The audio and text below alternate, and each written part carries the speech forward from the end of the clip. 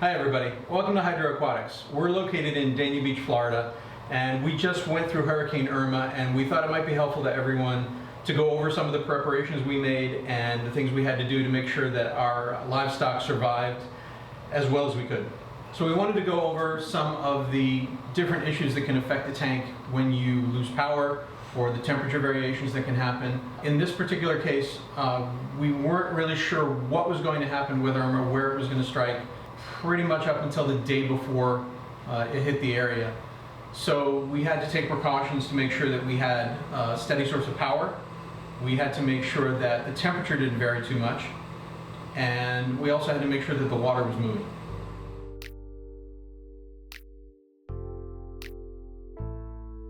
The initial preparation we did was making sure that we had a generator that was big enough to run the establishment.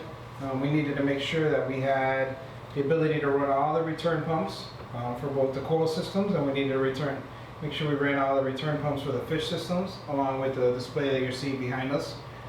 We needed to make sure that that could run steady for 4 to 6 hours per shift, and then all the preparation that was needed for that, the gasoline, the extension cords, the oil that was necessary, extra surge protectors. Yeah, it's important before the storm just to go through and make yourself a checklist of things that you'll need and go over just to make sure that you have everything. Think of every scenario.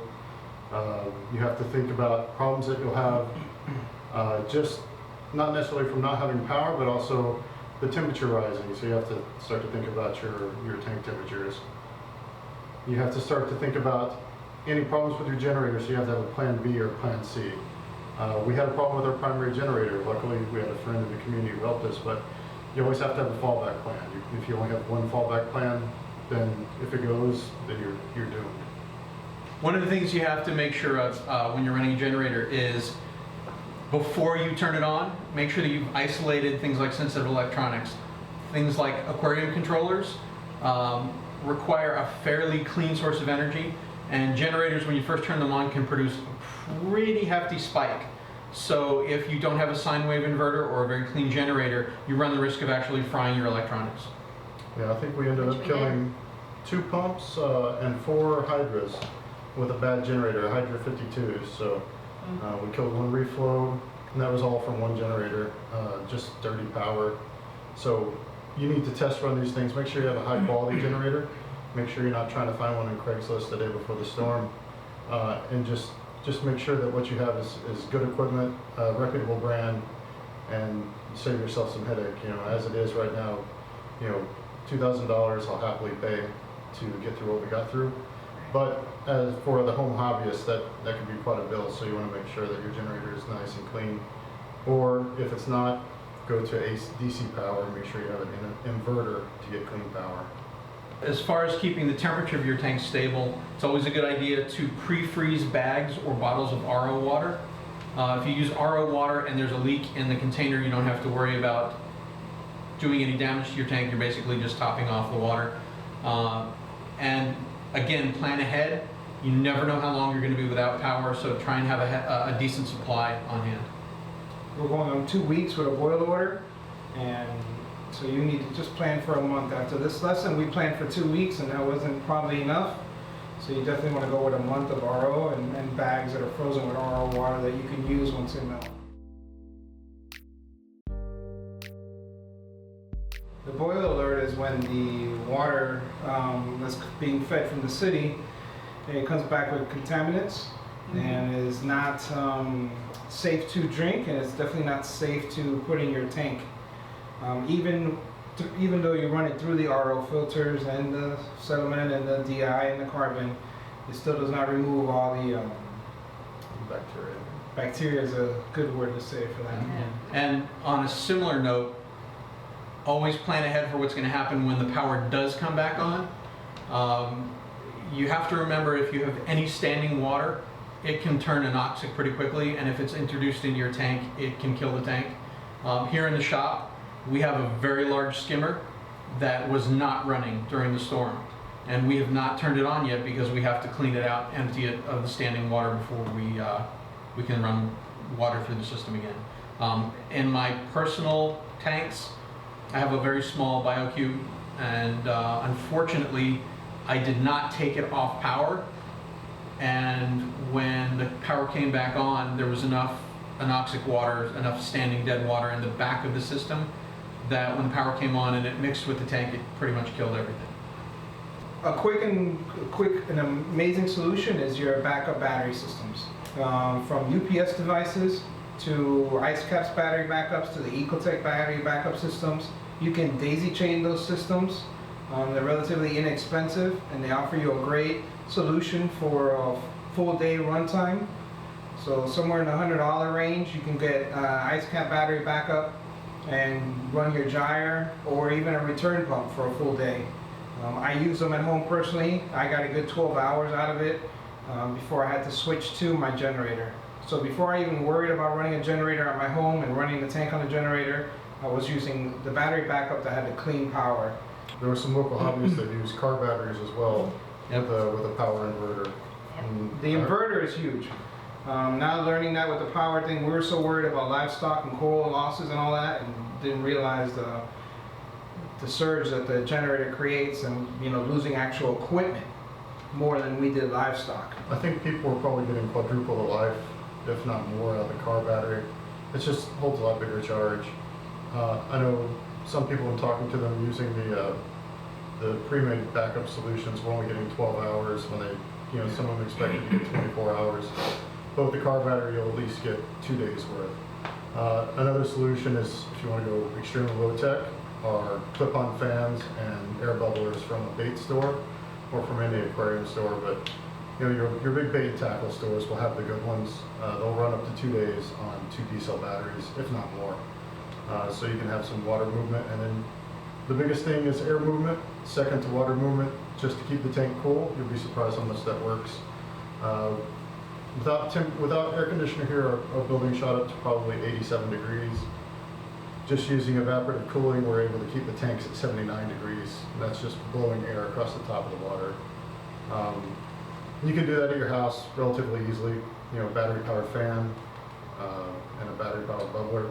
For a tank, I would say anywhere 75 gallons and under would get you through the storm for at least 2 to 3 days.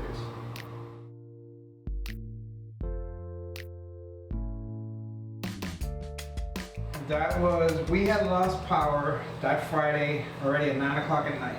We were monitoring it. We had check-ins. Everybody was checking in every half hour, checking the cameras, checking the powers, and we get alerts immediately as soon as we lose power in the building or something goes down. We have a lot of the high-end stuff here that automates the processes that we do.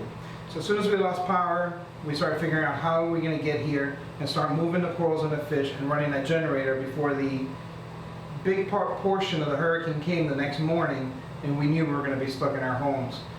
So once we became meteorologists and learned all the radar maps as fast as we could, we found a window of opportunity to leave at 1:30 in the morning. Excuse me, to leave at 1:30 in the morning, get over here to the store and run the generator as fast as we could, and we get about a 3-hour window. So we basically came here, I relocated all the fish to bigger tanks, moved the ones that were in smaller tanks to the bigger tanks, moved the ones that needed more swimming to the coral vat systems that would actually have water movement and obviously the fan over them for temperature control. And then all the higher end fish we bagged up and I took to my house. And there's basically, like, again, just to recap that window, there was a window there at 1:30 in the morning where I was able to drive here, that the winds were going to die down to some extent. And then at 5:30 in the morning, there was a little open feeder van that was green instead of yellow or red on the radar that was able to get me back home.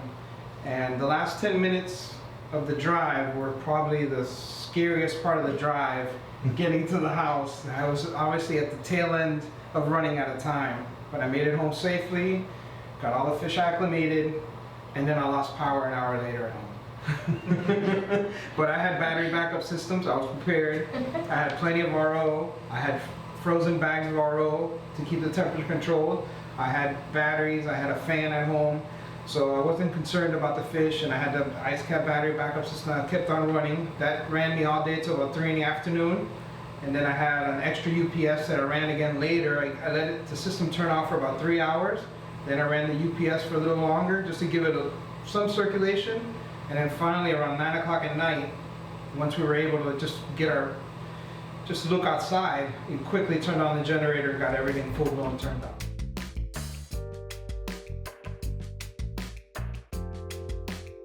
So to be clear, we did have some losses, but that was to be expected. When you have high-end SPS, which are generally a little bit more sensitive to things like temperature changes in flow and lighting, you're going to expect to lose something. It wasn't as bad as it could have been, and a lot of the pieces that we had issues with in the past actually fared really well in the storm. We had some chalices that, although they were nice, were not as nice as we wanted them to be, and when we came back and brought everything back up to speed, brought the lights back on, they looked great. So it's sort of a mixed bag as far as losing things but gaining things.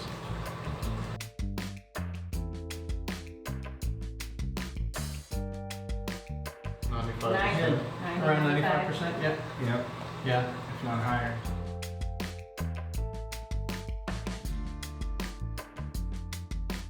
So just to recap, some of the tips that I learned and I used at home and we also used here was having a lot of RO on hand, salt water on hand, frozen RO, using the pumps towards the top of the tank for both air circulation, evaporation, and a fan to keep it cool.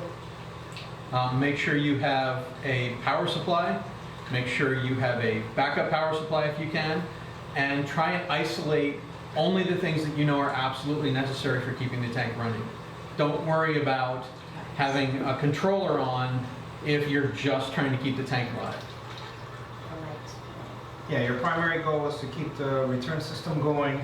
Don't forget batteries. If those air pumps are going to last you 2 days, on every 2 days you need 2 batteries, calculate that out. Give yourself 2 weeks, give yourself even 3 weeks. Be safe. Go order yourself extra batteries, it won't hurt. And definitely plan out your RO to have 3 weeks worth of RO to top off your tank in case you can't make RO for that time period. And I guess the most important thing for me is to map everything out, lay it out, test run it, make sure that what you're planning will actually work. Have a plan, because in the heart of a hurricane you're not going to be thinking clearly, so have everything ready to go. That way once the hurricane hits and you lose power, it's expected, you switch over to your backup plan and you're running. Plan for at least 2 weeks at least when you're talking about a down tank.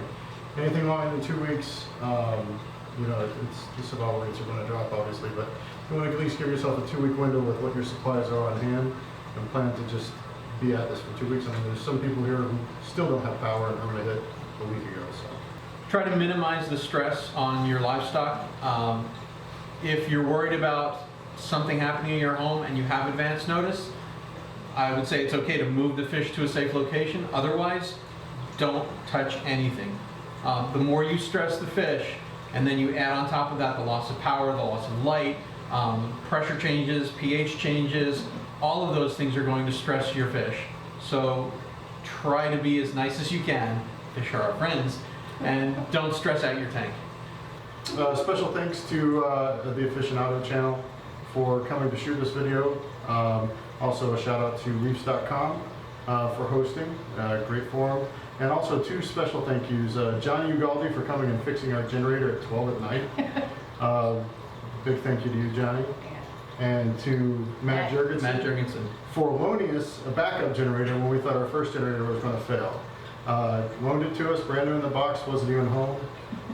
15 gallons of fuel, and that's what we can, you know, say we have one of the best reefing communities there is here in South Florida.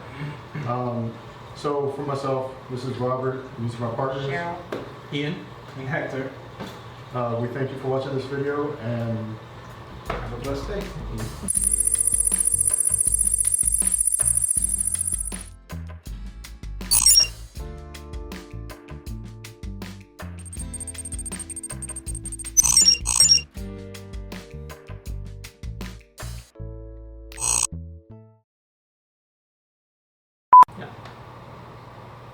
Hi everybody, this is Hydro Aquatics. Hang on a second. Everything I just wanted to say went out of my head. Sorry. That engine turned on. Yeah, exactly. I was like, shit, I don't know how to say. I went from a Ferrari to a Volkswagen. You got enough tape there? Yeah, man. All right, we're going. Okay, hang on. All right. That's so easy, huh? How about if we're not standing? No, It doesn't help, but it's not blowing bad. my ear. Oh. Oh my gosh. I feel like Chris Pratt all of a sudden. Yeah, go like that. You got that on video, right? That's Yeah. bloopers for later. Hi everybody, welcome to Hydro Aquatics. We wanted to do a quick shit, I forgot the location, sorry. All right, hang on. All Get your right. hand off my ass. It's keeping you focused. Keeping you focused. Turn out the AC. Oh. Hello, Cheryl had such a bubble butt. Oh man, You ever felt Ian's bubble butt? I got some meat back there. Or was that your wheels coming out the mouth? Oh, you guys gonna love the bloopers. Absolutely.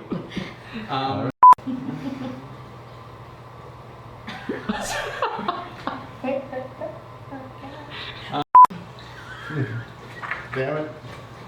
That was actually pretty good.